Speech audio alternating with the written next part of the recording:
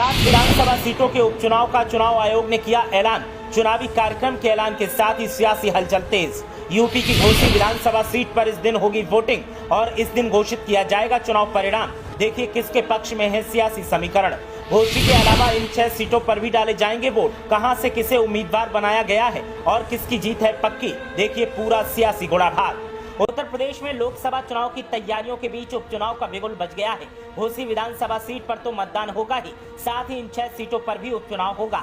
लोकसभा चुनाव से पहले इस उपचुनाव को सेमीफाइनल माना जा रहा है और दावा किया जा रहा है कि जो पार्टी इस उपचुनाव में जीत हासिल करेगी उसी को लोकसभा चुनाव में बम्पर बढ़त मिलेगी। तो ऐसे में आइए जानते हैं कि कौन सी सीट पर कब मतदान होगा और कब नतीजे घोषित किए जाएंगे। साथ ही जानते हैं कि घोषित सीट पर किसके पक्ष में सियासी समीकरण बन रहे हैं। दरअसल सपा के विधायक रहे और बीजेपी नेता दारा सिंह चौहान के इस्तीफा देने के बाद घोषित सीट रिक्त घोषित की गई है और इसीलिए अब यहां पर उपचुनाव होने वाला है। चुनाव आयोग ने चुनावी कार्यक्रम का ऐलान कर दिया है। घोषित सीट पर 5 सितंबर को मतदान होगा और 8 सितंबर को चुनावी परिणाम घोषित किए जाएंगे। वहीं बात करें सियासी हालात की तो घोसी सीट पर 2022 विधानसभा चुनाव में समाजवादी पार्टी ने चुनाव जीता था और सपा के उम्मीदवार के तौर पर बीजेपी से सपा में आए दारा सिंह चौहान विधायक बने थे। अब दारा सिंह फिर से बीजेपी के साथ जा चुके हैं और बार बार पाला बदलने की वजह से उनकी छवि पर अब सवाल उठने लगे हैं। ऐसे में अब दावा किया जा रहा है कि स्थानीय आवाम सपा के प्रति नरमी दिखा रही है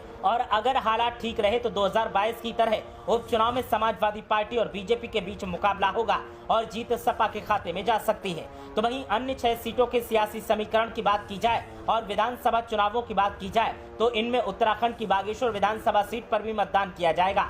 बागेश्वर से विधायक चुने गए नेता का निधन होने की वजह से ये सीट रिक्त घोषित की गई है। इसके अलावा झारखंड की डुमरी विधानसभा सीट पर भी उपचुनाव का ऐलान किया गया है।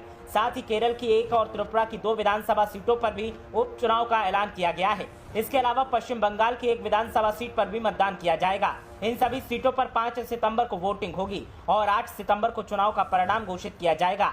दावा किया जा रहा है कि मुकाबला बीजेपी बनाम क्षेत्रीय पार्टी उम्मीदवार में होगा और जीत उसी को मिलेगी जिसके दावों और वादों में दम होगा।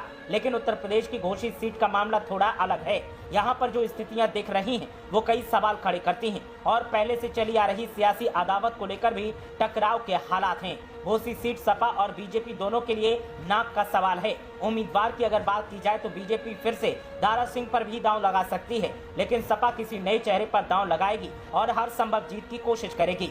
सपा को पता है कि अगर इस सीट को जीत लिया गया तो फिर 2024 लोकसभा चुनाव के लिए वो अपनी दावेदारी को और मजबूती के साथ पेश कर सकती है और सपा के लिए 2024 में राहें कई सीटों पर आसान हो जाएंगी। तो वहीं बीजेपी को अगर हार का सामना करना पड़ा तो कई सीटों पर उसे स्थितियों को संभालने के लिए जद्दोजहद करनी पड़ेगी। अब देखना यह है कि किसकी जीत होती है और किसकी हार, लेकिन पहले उम्मीदवार के तौर पर किसको कौन सी पार्टी मैदान में उतारती है उस पर सबकी निगाहें टिकी हैं।